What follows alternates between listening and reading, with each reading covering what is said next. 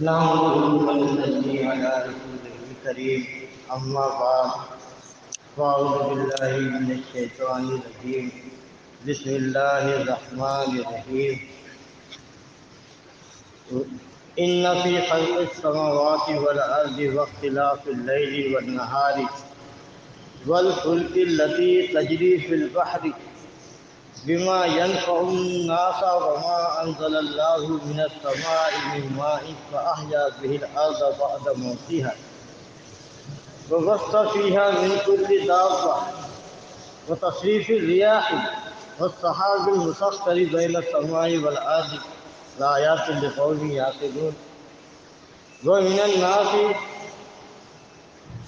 من يتخذ من دون الله أندادا يحبونهم كحب الله والذين آمنوا أشد حبا لله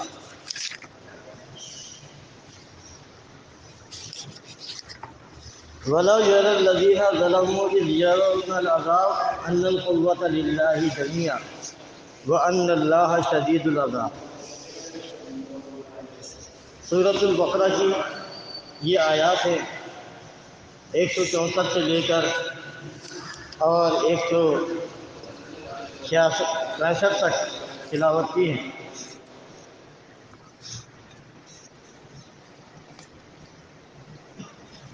ان آیات میں اللہ تبارک و تعالیٰ نے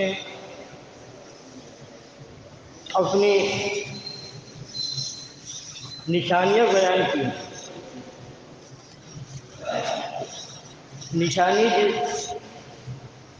اسے عربی میں آیت کہتے ہیں اور اس کا ترجمہ نشانی کرتے ہیں، معجزہ بھی کرتے ہیں۔ اس کا ترجمہ آیت کا لفظ کے معنی جو ہے معجزہ بھی ہے، نشانی بھی ہے۔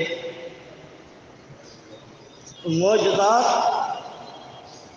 اور نشانیوں کا تعلق یہ اللہ کی قدرت سے ہے۔ اللہ کی قدرت سے ہے، قانون سے نہیں ہے۔ یعنی معجزات کا اطلاق قانون پر نہیں ہوتا۔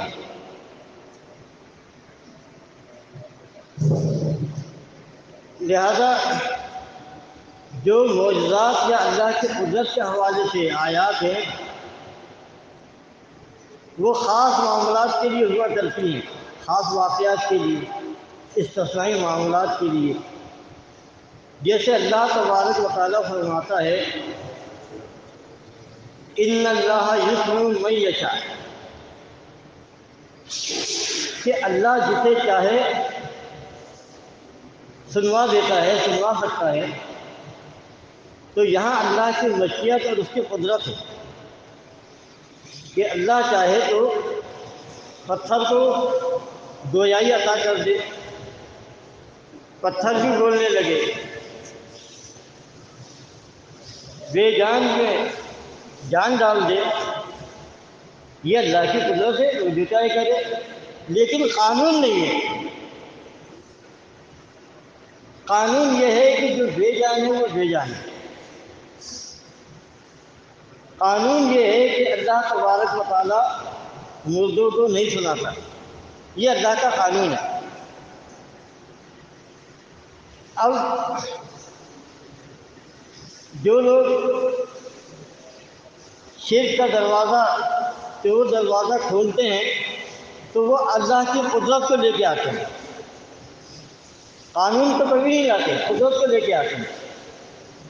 اب کسی بھی مشرک سے بات کریں وہ فوراً یہ کہتا ہے کہ ان اللہ علی کل شیء قدیر، کیا اللہ یہ نہیں کہتا کہ وہ ہر شے پر قادر ہے؟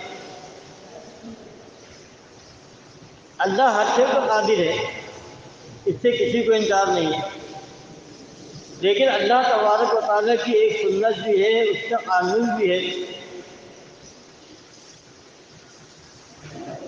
تو ہم قانون کے معاملات، قانون کے معاملات، سنت جاریہ کے معاملات کا فیصلہ قانون سے کرتے ہیں۔ جو اللہ تعالیٰ کا عام قانون ہے، قانون عموم ہے، اس سے فیصلہ کرتے ہیں۔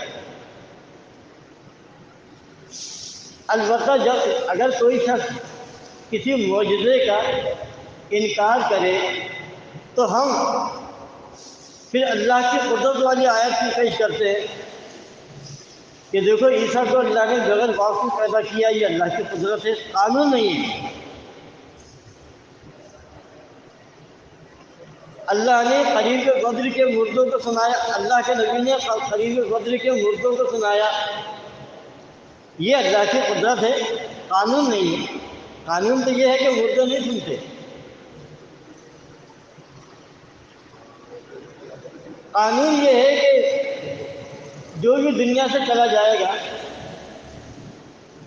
اب قیامت تک کے لیے اس پر موت ہے، زندگی نہیں ہے، یہ اللہ کا قانون ہے۔ معجزہ یہ ہے کہ اللہ نے قرآن میں بتایا ہے کہ ایک شخص کو ہم نے 100 سال کے لیے موت دے دی سورہ بقرہ میں، پھر 100 سال کے بعد اس کو زندہ کیا، یہ معجزہ ہے۔ یا بنی اسرائیل کے اس جوان کا واقعہ ہے جسے قتل کر دیا گیا تھا، قاتل کا نہیں پتہ چل رہا تھا، تو اللہ نے کہا کہ اس کے جسم پہ گائے کے گوشت کا ٹکڑا پھیرو، یہ زندہ ہو جائے گا۔ تو یہ معجزہ ہے، اللہ کی قدرت سے قانون نہیں ہے۔ تو اللہ کی قدرت کو قدرت پر رکھنا چاہیے، خاص معاملات میں استثناء میں رکھنا چاہیے، اور عموم اور قانون کو قانون پہ رکھنا چاہیے، پھر کوئی مسئلہ پیدا نہیں ہوتا۔ گڑبڑ جب ہوتی ہے جب دونوں کو گڑبڑ کر دیا جاتا ہے، جیسا کہ مشرکین کرتے ہیں۔ مشرکین اپنے معبودوں کو قبروں میں زندہ مانتے ہیں، لیکن قانون کے تحت نہیں، وہ اللہ کی قدرت کے معاملات لے کے آتے ہیں کہ دیکھو اللہ نے قرآن میں آتا ہے کہ ایک شخص کو 100 سال کے لیے موت دے دی، پھر زندہ کر دیا۔ ایسے ہی ہمارے یہ اولیاء اللہ بزرگ جو ہے نا قبر میں زندہ ہو جاتے ہیں۔ تو آپ دیکھیں کہ وہ اس معجزے کو کہاں فٹ کر رہا ہے؟ قانون کے اوپر۔ قانون یہ ہے کہ مر گیا سو مر گیا، قانون 2 زندگی 2 موتوں کا ہے، تیسری کوئی زندگی نہیں ہے قیامت سے پہلے۔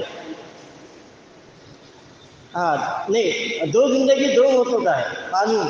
ایک زندگی یہ دنیا میں ملی ہے، دوسری زندگی قیامت کو ملے گی۔ اس سے پہلے مرے ہوئے میں کوئی زندگی نہیں، یہ قانون ہے۔ تو ہمیں قانون کو قانون پہ رکھنا ہے اور معجزات کو معجزات کے اوپر رکھنا ہے، دونوں کو گڑبڑ نہیں کرنا ہے۔ جب گڑبڑ کیا جاتا ہے تو مسائل پیدا ہوتے ہیں۔ پھر قرآن آیات میں کنٹروڈکشن نظر آتا ہے، اختلاف نظر آتا ہے۔ قرآن میں کوئی اختلاف نہیں ہے، ہر مسئلے کو اس کے اصل میں رکھا جائے۔ فرمایا اِنَّ فِي خَلْقِ السَّمَاوَاتِ وَالْأَرْضِ، بے شک آسمانوں اور زمین کی تخلیق میں، پیدائش میں،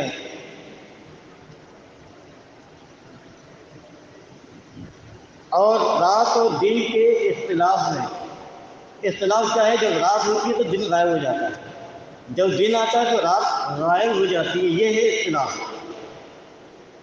اختلاف لیل و نہار میں، وَالْفُلْكِ الَّتِي تَجْرِي فِي الْبَحْرِ، اور کشتی جو دریا میں چلتی ہے، بِمَا يَنْفَعُ النَّاسَ، لوگوں کے فائدے کے لیے رواں دواں رہتی ہے۔ صابر آواز کم کر دینا، آواز کم کر تو بہت تیز سن لی، میں کہتا ہوں شروع کریں۔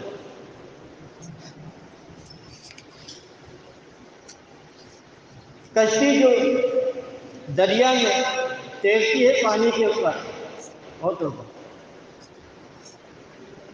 لوگوں کو فائدہ پہنچانے کے لیے، اور اللہ نے نازل کیا من السمائی، آسمان سے پانی کو، اس پانی سے اللہ نے زمین کو زندہ کر دیا۔ تو دیکھیں یہ پانی جو ہے یہ ویسے بھی زندگی کی علامت ہے، اور یہ پانی ایسی چیز ہے کہ مردہ زمین زندہ ہو جاتی ہے۔ زمین کا زندہ ہونا کیا ہے؟ اس میں سبزہ اگنا، درخت اگنا، فصلیں اگنا، یہ زمین کی زندگی ہے۔ تو زمین کی موت کیا ہے؟ بنجر ہو جانا۔ تو یہ ایک دوسرے کی ضد ہے، زندگی موت جو ہے وہ ایک دوسرے کی ضد ہے۔ یعنی انسان اگر زندہ ہے تو مردہ نہیں، اور مردہ ہے تو زندہ نہیں، دونوں ایک جگہ جمع نہیں ہو سکتے کہ ایک شخص زندہ بھی ہو مردہ بھی ہو۔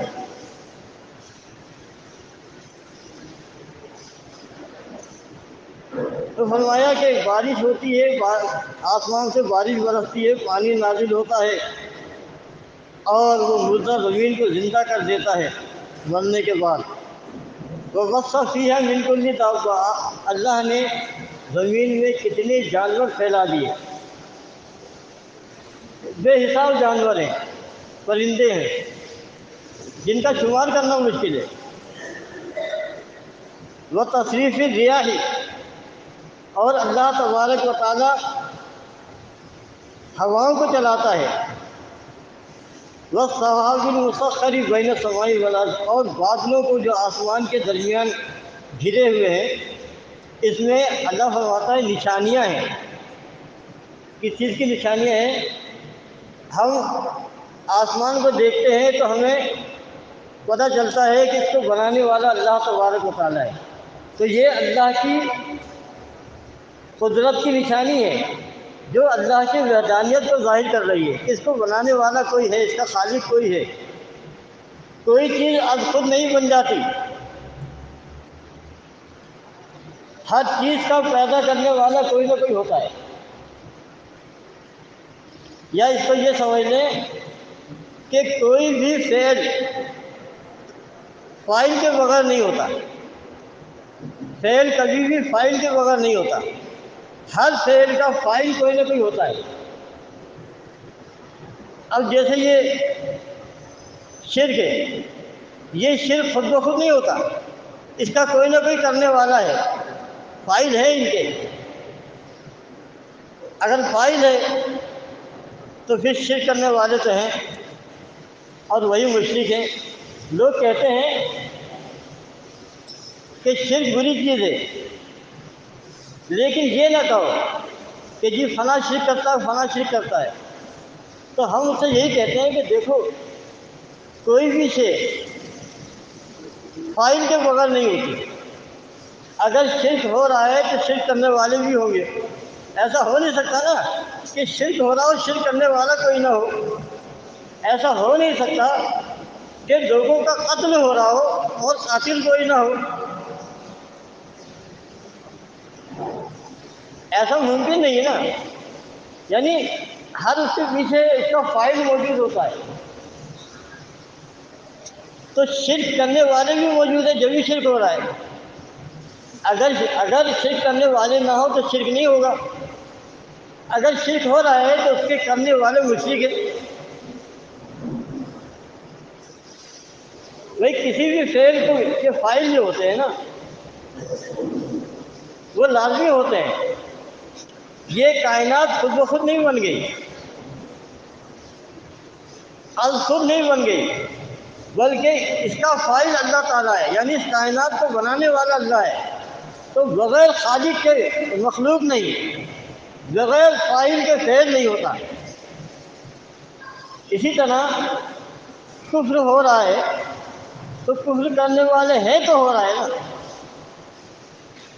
تو جب کفر کے فاعل موجود ہیں تو وہی تو کافر کہلائیں گے، قتل کرنے والے قاتل کہلائیں گے، چوری کرنے والے چور کہلائیں گے۔ اگر یہ کہا جائے کہ نہیں جی فعل تو ہے فاعل نہیں ہے، تو یہ تو سب سے بڑا جھوٹ ہے، کوئی بھی فعل فاعل کے بغیر نہیں ہوتا۔ تو اللہ تبارک و تعالیٰ فرماتا ہے ان تمام چیزوں میں اللہ کی قدرت کی نشانیاں ہیں لقوم یعقلون، عقل والوں کے لیے، یعنی عقل والوں کے لیے ہے۔ یہ مولوی جب کبھی ان کی پکڑ کرو قرآن کے ذریعے، حدیث کے ذریعے، تو یہ کہتے ہیں کہ جی دین میں عقل کا استعمال نہیں کرنا چاہیے۔ تو بھائی اللہ تعالیٰ کہہ رہا ہے لقوم یعقلون، زمین و آسمان میں اللہ کی قدرت کی نشانیاں ہیں لقوم یعقلون، ان لوگوں کے لیے جو عقل سے کام لیتے ہیں۔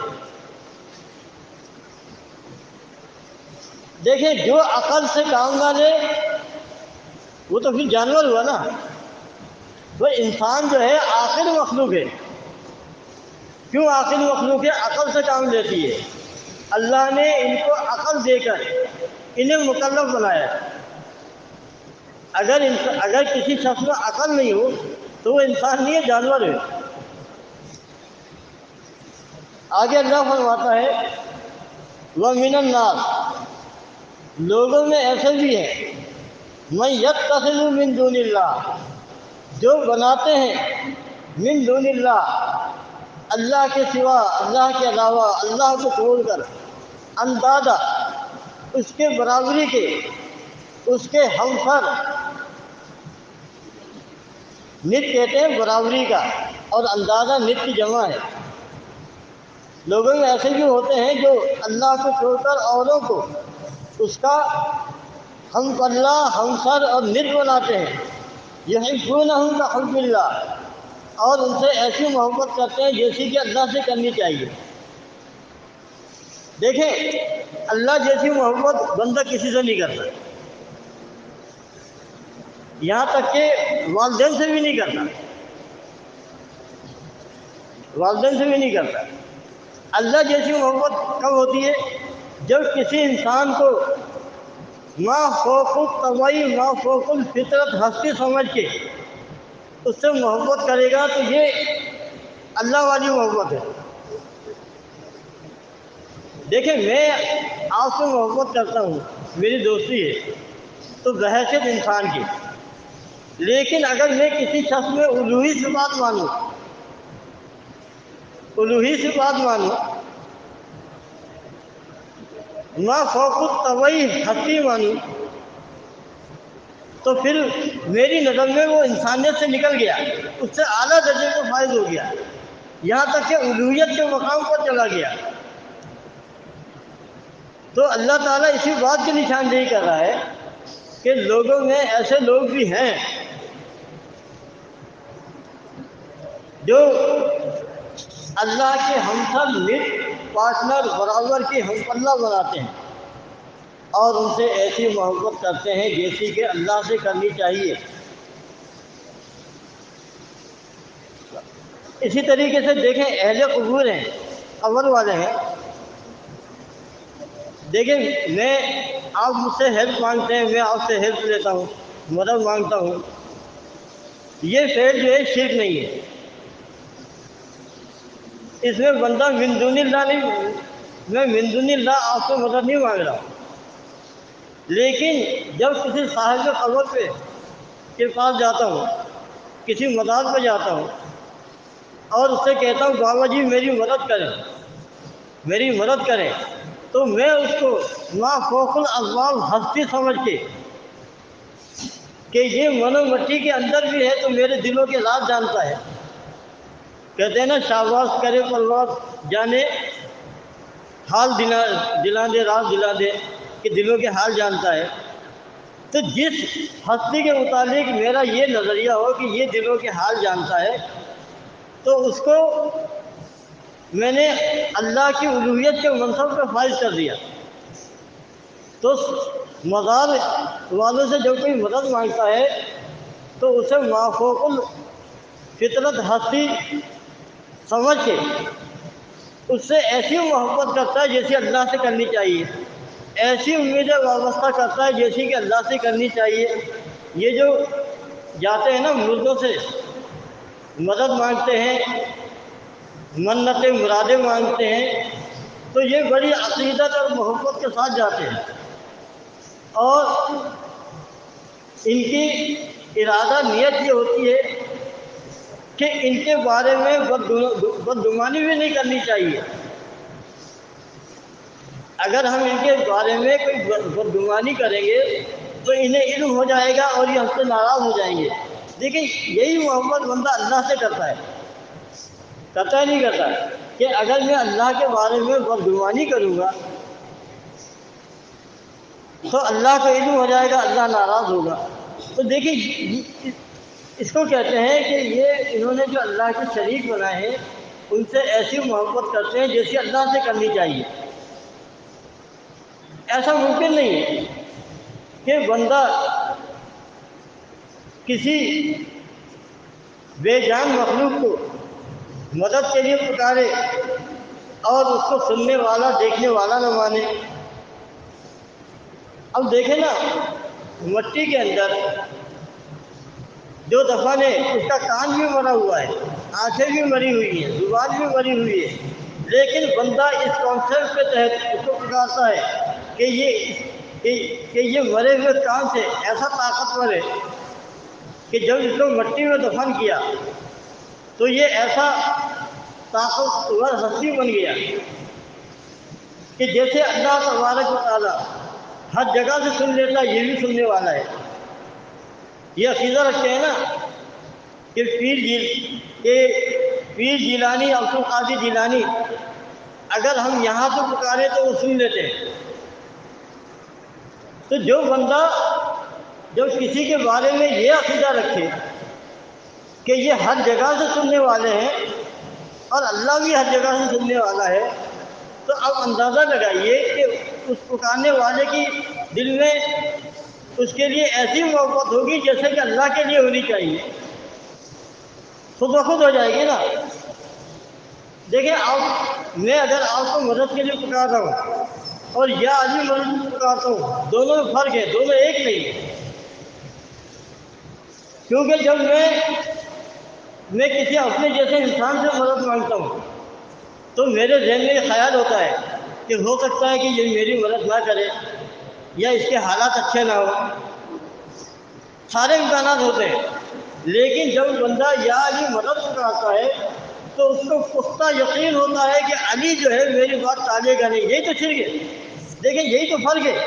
اللہ جیسی محبت ان سے کرتے ہیں کہ انہیں مافوق الفطری فطرت ہستی سمجھ کر پکارتے ہیں اور اللہ کی جو علوی صفات ہے وہ ان کے اندر مانتے ہیں۔ تو یہی شرک ہے۔ فرمایا والذین آمنوا اشد حبا للہ، جو لوگ